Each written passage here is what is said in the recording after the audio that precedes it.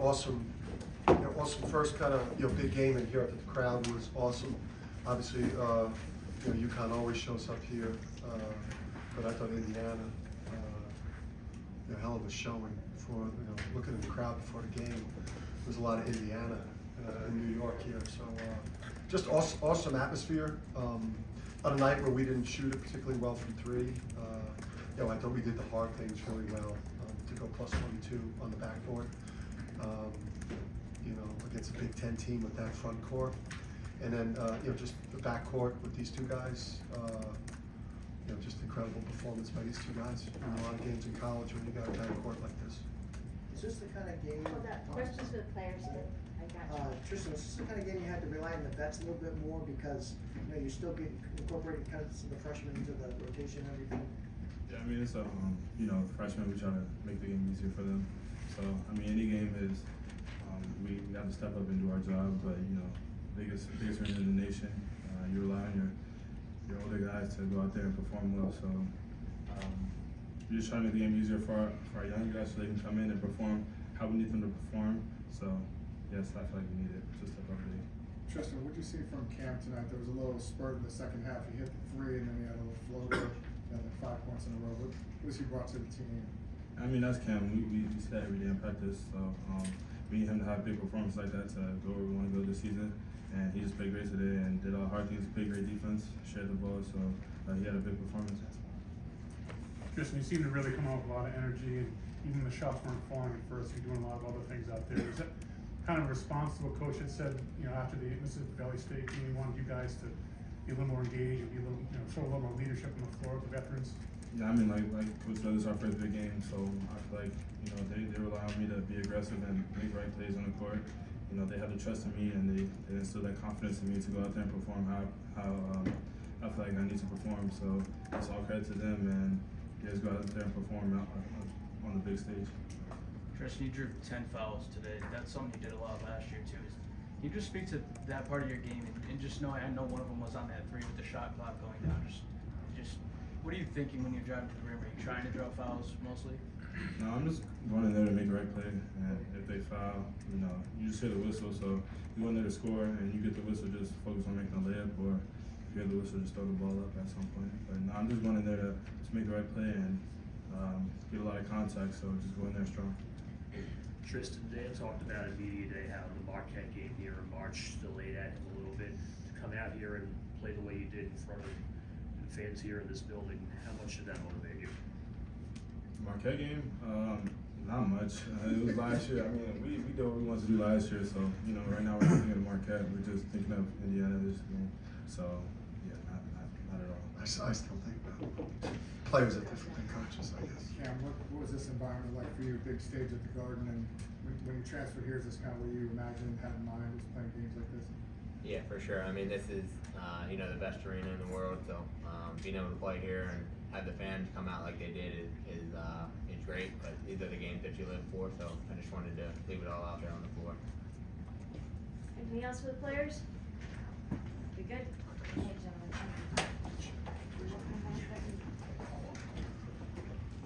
All right, questions for Coach? Your defense, holding them to 57 points, what was it that you thought worked well for you guys? And when you look at them, what are things you look at and say, we can take that away? Yeah, just paint for them. The 3-point line is not something at this point for them that's a strength. The strength is their 4s and 5s, and it's Johnson and Galloway cutting, slashing. We didn't do a good enough job on Malik. Malik's a hell of a player, man. That guy's going to be just a killer. The double teams didn't get there. Like, we came into this wanting to trap him and wanting to just dig off of Ware, because Donovan could handle that one, one-on-one for the most part. And Ware's only 2 field goals in the game were 3s. But really, it was just about taking away the paint and getting in gaps, which is not necessarily what we do. But for this game, it makes sense. The latest Donovan and Sampson playing together question, but obviously you did that tonight. Not a whole lot, but was their size obviously seemed to be a contributing factor to that, I guess. And what do you think about them together? Yeah, I think it's a work in progress. It's something that, you know, that we have, especially being down Steph, being down a quality player. You're just really trying to get your 5 best players on the court, as long as it just cripple your spacing and skill. So in short stretches, I think it's something for us, but I don't think it's something we're going to be able to do for extended periods. How comforting is, as a coach, to have guys like Tristen and Cam, the older guys, Alex, and Donovan, you can rely on? You kind of know what you're going to get from them. Yeah, I mean, going into the first big game of the year, we lost a lot from last year's team. So I think you never really know. Even coming in here today, you get in front of a crowd like that, and it's the first time that this team is taking the court with some electricity in the building, and teams are like kind of their own entity every single year, especially when you lost what we lost. So I was really impressed with with how we separated today, and again starting. I thought Solo was great. I thought Solo settled in the second half and played really, really well. That was encouraging. But I was impressed by what the boys did. Coach, the game is about runs. First half, they kind of constrict the paint, kind of slow you guys down. Second half, you pushed the pace a little bit. Do you think that was a big difference in the whole game? Yeah, I just think the first 10, 12 minutes, credit them. They got great length, and they make it hard on you, especially to try to get rim twos. We took more middies than we want to take.